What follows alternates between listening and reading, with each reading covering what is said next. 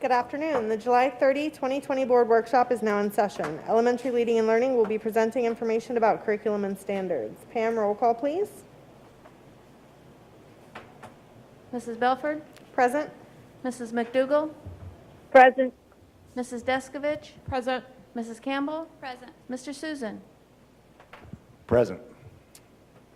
Please join us for the Pledge of Allegiance. I pledge allegiance to the flag of the United States of America and to the republic for which it stands, one nation, under God, indivisible, with liberty and justice for all. Okay. I would like to ask Jane Klein, Assistant Superintendent of Elementary Leading and Learning, to start us off with introductions of her team. Good afternoon.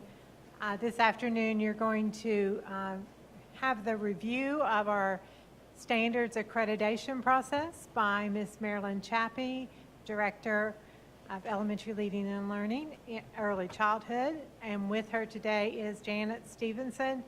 And Janet's title is All Things Leading and Learning.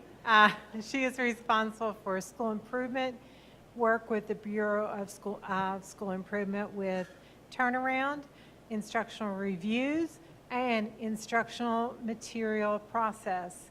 Our secondary counterpart for this process is Ms. Lena Weibelt. Ms. Chappie has attended the training and will lead us through accreditation that is coming up in January. So I'll turn it over to Ms. Chappie as she overviews the process. On your table, I left you the standards for accreditation. Ms. Chappie.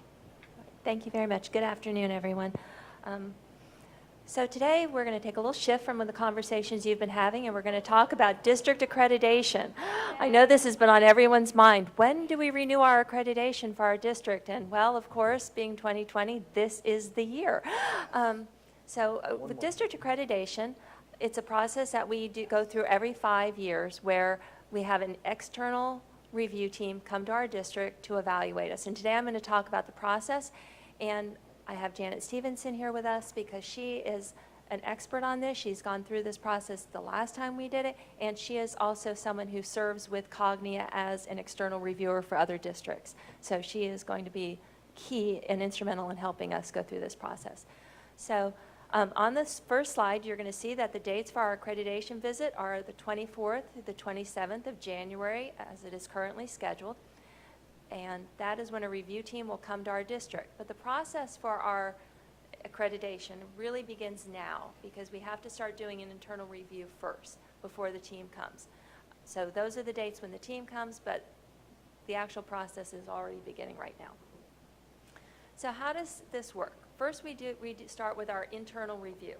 This is where, as both a district and all of our district departments and our schools, principals, assistant principals, their teachers and staffs, they start looking and doing a self-reflection to see, are they following our strategic plan?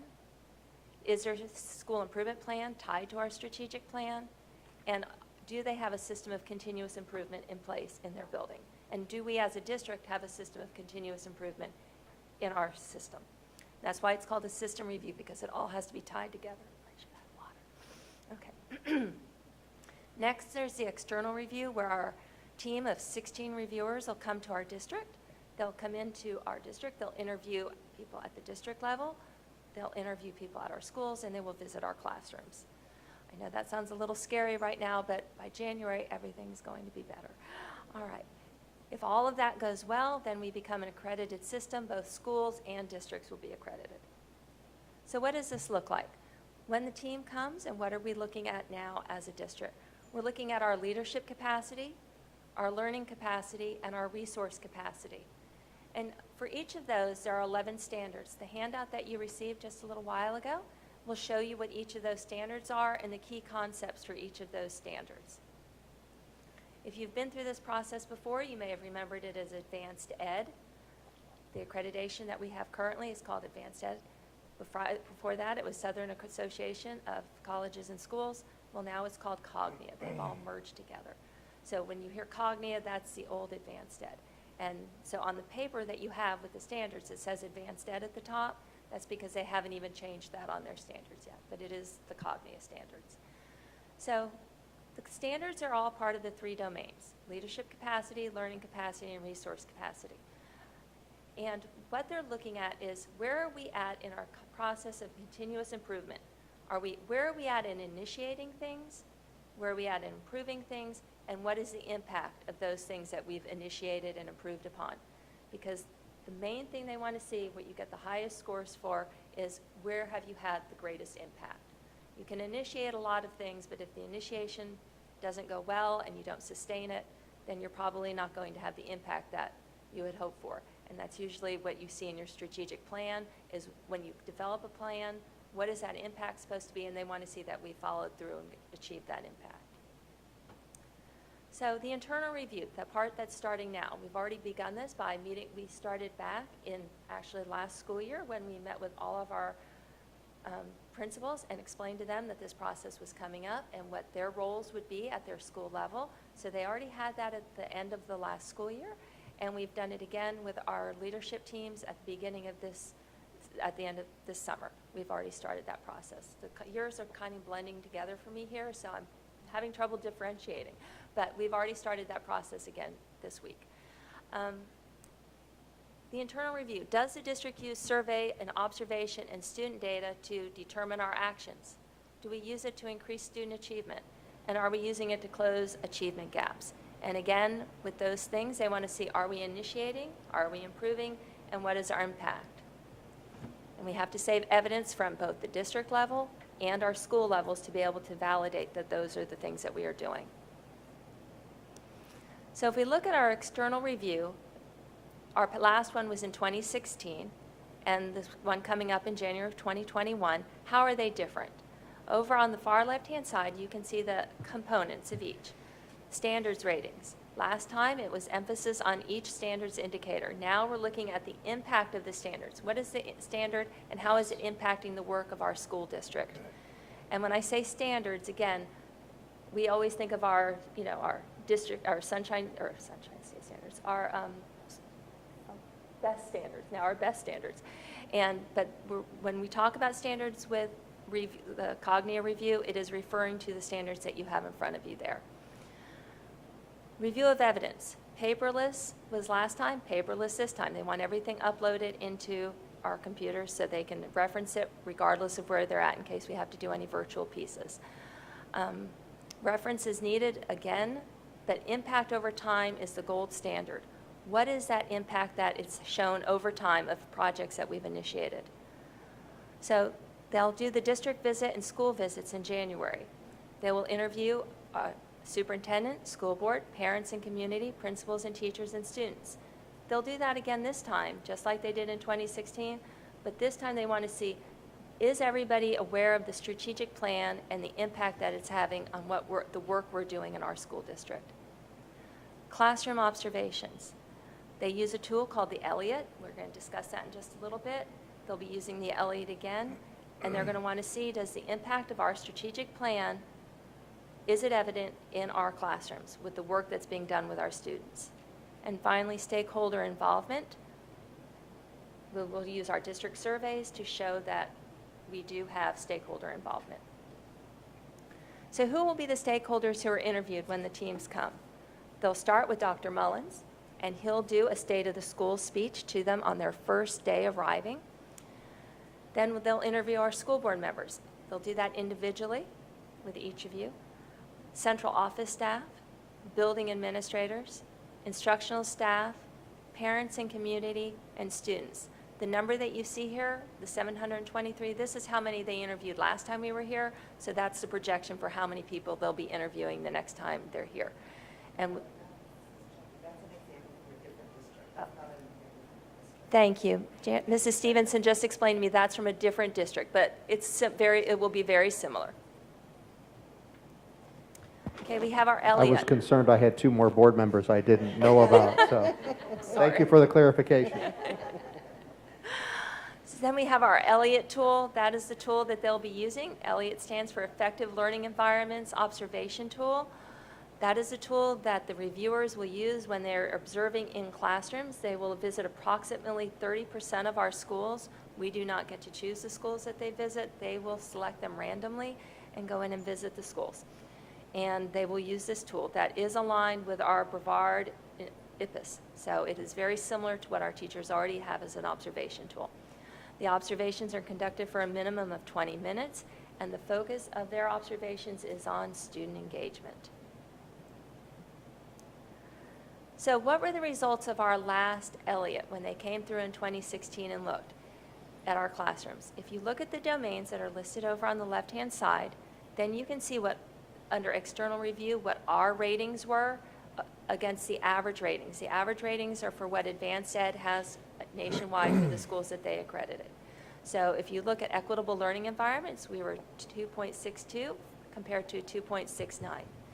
High expectations environment, we were 2.86 compared to a 2.81. Supportive learning environment, Brevard was a 2.99 compared to a 3.06. Active learning environment was 2.99 compared to 2.94. Progress monitoring and feedback environment, 2.73 compared to 2.79. Well-managed learning environment was 3.11 compared to a 3.13. And digital learning environment, Brevard was a 1.46 versus a 1.82. Overall, you can see that Brevard was very close to the national average for those schools that are accredited through Advanced Ed. So in 2016, our findings for what were Brevard's powerful practices. Under leadership capacity, BPS had developed and implemented comprehensive standards-based professional development for site-based and aspiring administrators. Another powerful practice was under learning capacity. Brevard Public Schools provides meaningful ways for teachers to meet and explore strategies to improve student learning. And under resource capacity, the Brevard Public Schools focus on facilities, services, and equipment maintenance to provide a safe, clean, and healthy environment for all students and staff, included broad planning and targeted action that supported its purpose and direction. Those were our powerful practices that they found. So what areas did they find that might need for improvement? Now remember, this was back in 2016. So under leadership capacity, they felt that we could improve establishing and evaluating and implementing a continuous improvement process with clear guidelines to ensure alignment with the system's purpose of prioritizing strategies to maintain and enhance curriculum, instruction, and assessment. Learning capacity, establish, monitor, and evaluate a process that ensures all students have equitable and challenging learning opportunities. And resource capacity, develop, implement, and monitor a comprehensive plan for professional learning in the use of performance matters, particularly incorporation of Unified. So then 2 years later, after our accreditation visit, you do a 2-year follow-up report to show what progress have you made since they've given you those original findings. So these were the components that were in our report that we did in 2018. So components of that plan were included, and our new strategic plan at the time included restructuring the leadership hierarchy with lower ratio of schools to supervisors. Brevard identified priority schools based on achievement gaps and differentiated instructional support for those schools. Developed and implemented a new vision for excellent instruction, which we are still using in all of our schools. We implemented PAC teams comprised of principal, assistant principal, and instructional coach from each school. Those teams have had a tremendous impact on the instruction that we're doing with our elementary schools. We implemented instructional reviews defined as classroom walkthroughs by system and school leaders using a common observation tool and look-fors. We recruited and retain and support minority students' enrollment in advanced courses. develop a monitoring system for students' achievement and instructional change, implemented a system-wide discipline plan to improve equity, implemented increased social and emotional supports for all students, and embedded performance matters and unified training in multi-tiered system of supports, MTSS as most know it, coaching, instructional coaching, and other professional development activities. So that was in our report, and all of those are continuing to this day. So in 2021, during this school year, what does the new cognitive rating scale look like? Well, here's the scale, and you can see that up at the top, under rating, you see impacting again, because that again is what they're going to be listening for and hearing. What is the impact of our strategic plan on the work that we are doing in our district? So when they give us our report, and I'll show you what it looks like in a few minutes, on the scales, you're going to want to see a lot of blue and green. Yellow is okay. We don't want any red. So blue, impacting, noteworthy practices, producing clear results that positively impact the institution. Green will show that we are improving in areas, quality practices that are improving and meet the standards. That's all good. Yellow means we're initiating. So if there's something new that we initiate this year, areas to enhance and extend current improvement efforts. And then finally, red, insufficient. Areas with insufficient evidence or evidence that indicated little to no activity leading towards improvement. So remember, we have the 3 domains: leadership, learning, and resources. So the leadership capacity standards, and I know it's hard to see on the slide, but you have them in front of you. But this is how the report will look.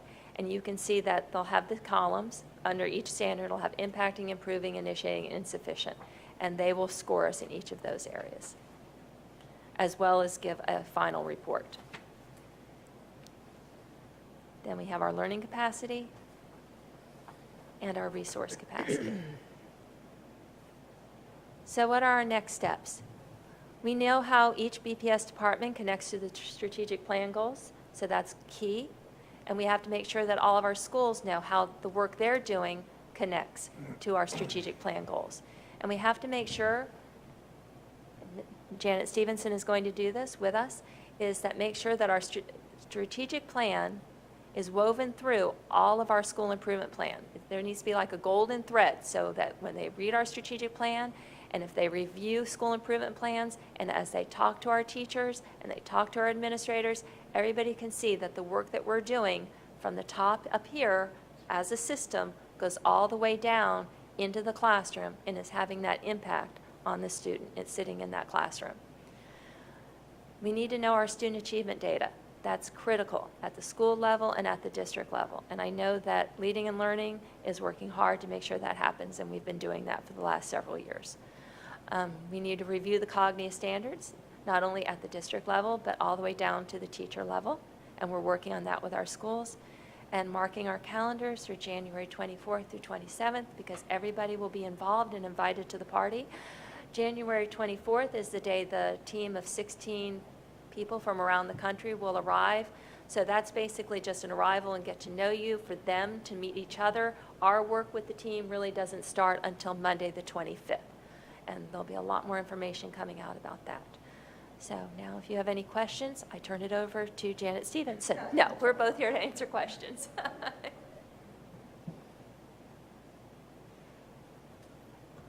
Did you say there was a party? There will be a party. And when is this? Is that on the 24th, the 25th, and what are you serving there for The food? party will be on the 27th. Okay. All right. No, thank you so much for putting this together. I know this was one of the things that we were looking at over the last couple of years, and I appreciate all the time and effort you put into this, so thank you. So, thank you very much. Ms. McDougall, any questions?